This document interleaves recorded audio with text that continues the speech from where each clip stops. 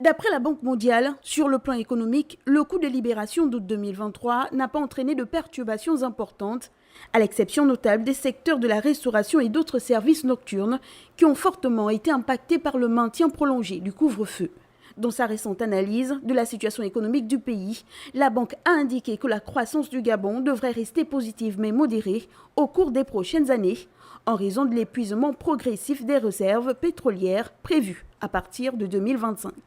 Cependant, d'autres secteurs comme l'industrie du bois, les plantations de palmiers à huile et d'EVA, ainsi que l'entrée en production du gisement de fer de Belinga et de nouveaux gisements de manganèse devraient jouer un rôle clé dans la croissance future.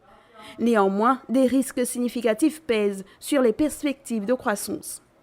La Banque mondiale estime qu'un retour rapide à l'ordre constitutionnel est crucial afin d'éviter des sanctions régionales qui limiteraient davantage l'accès du pays à certaines sources de financement.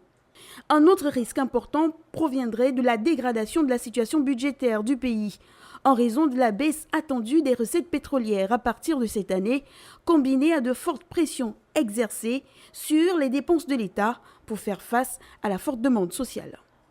Enfin, le Gabon est également confronté au risque de raréfaction des financements et d'augmentation du coût de financement, compte tenu d'une part du durcissement des conditions financières au niveau global et d'autre part des besoins de financement significatifs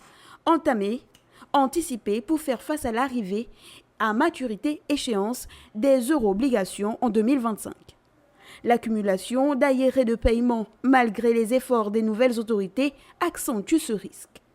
Ainsi, l'institution de Bretton Woods est claire, sans mesures correctives, une augmentation des déficits budgétaires pourrait compromettre la viabilité de la dette, déjà estimée à plus de 70% du PIB en 2023, avec une projection atteignant 80% d'ici 2026. Ces risques ont conduit bien évidemment à la dégradation de la note du Gabon par Moody's & Fitch à la mi-2024.